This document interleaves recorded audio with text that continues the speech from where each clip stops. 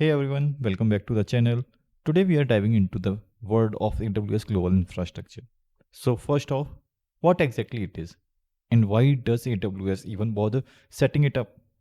Lastly, how can we tap into its power and make it work for us? Stick around as we unpack the answer to these questions and uncover the secret behind AWS global infrastructure. Let's get started. The AWS global infrastructure consists of 33 regions, which are marked here on the map by green dots. And these 33 regions consist of 105 availability zones.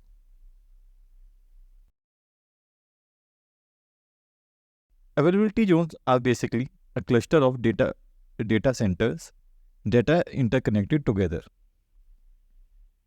Then we have the local zones, and there are about 40 local zones that are available in AWS global infrastructure. We will try to understand more about it with the help of a diagram. So let's get to it. So here we will draw a region. Let us consider this is a region, and inside this region there are availability zones. This is availability zone A, B, and C. There can be more or there can be less depending upon the region. And inside these availability zones there are data centers, a cluster of data center. So for A, for availability zone B, and for availability zone C. So these are the data center inside availability zone. And again, the region is connected to the local zone.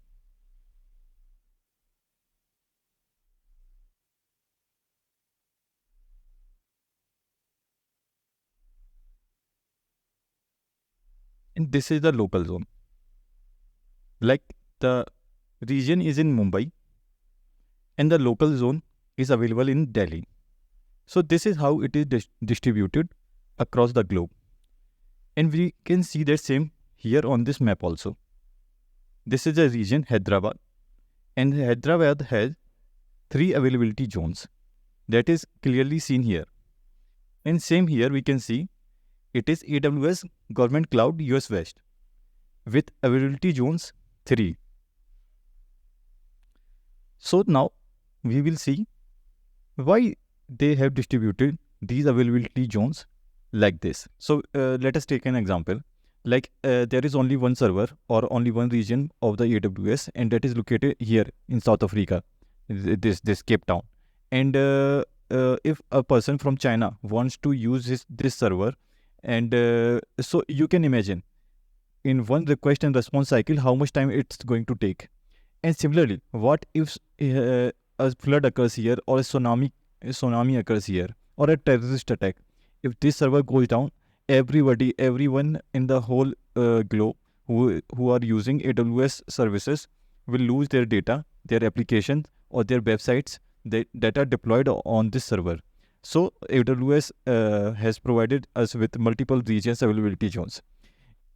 And now see why there are so many availability zones in a region. So in a region there are so many availability zones, like 2 to 3 availability zones, different regions, different availability zones. Like here there are 3, and here we can see there are 6 availability zones with local zones numbers ranges to 14. So they are different in different regions. So they have made these is multiple numbers of availability zones in a region, because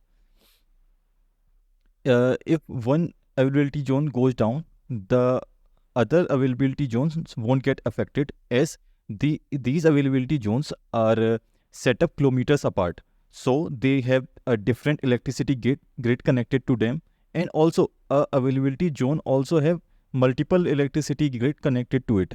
So firstly, it has backup, then it has multiple grid, then it has multiple availability zones. So our data is safe, and it is more reliable. So there are less chance that our website or application, in the case we deploy it on AWS, it will get receive a downtime. So that's why AWS has so many regions and availability zones available. Now coming to the what is local zone. Let us come to this diagram here. So this is the local zone, and you can see the local zone is connected to the region only, and why it is created. Okay, let me tell you. Here we are on the map of India. So we can see that there are servers in Mumbai, and there are servers or data centers in Hyderabad of AWS. And what if I am living in Odisha and I want to use the AWS service, or want to make use of the application that requires a very low latency? So does it work same for the person that is sitting in the Hyderabad and the person sitting in the Odisha? No, that will not never work. So AWS launched local zone, bringing AWS services closer to metropolitan areas, enabling users to run latency-sensitive applications with ease. Now to the part, how are we going to use these availability zones and regions? Let us see here. So it is right now it is set to Mumbai. We can see all these regions, and inside these regions there are availability zones. So let us create an instance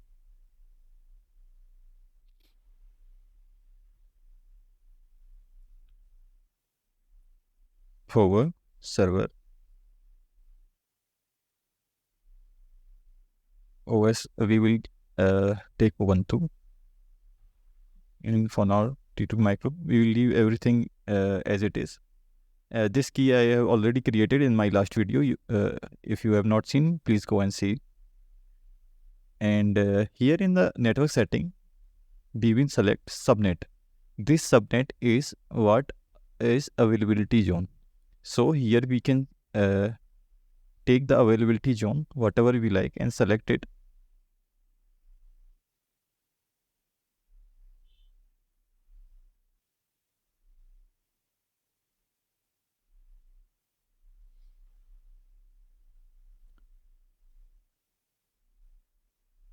Okay, so this was this I have created previously.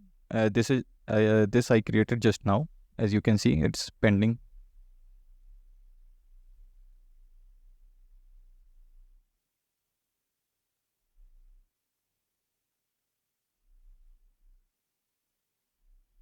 So now it's in the running state, and you can see this is the code of the Mumbai region AP South 1 and AB. In this, you can see in this instance, it is given B. So these are the availability zones.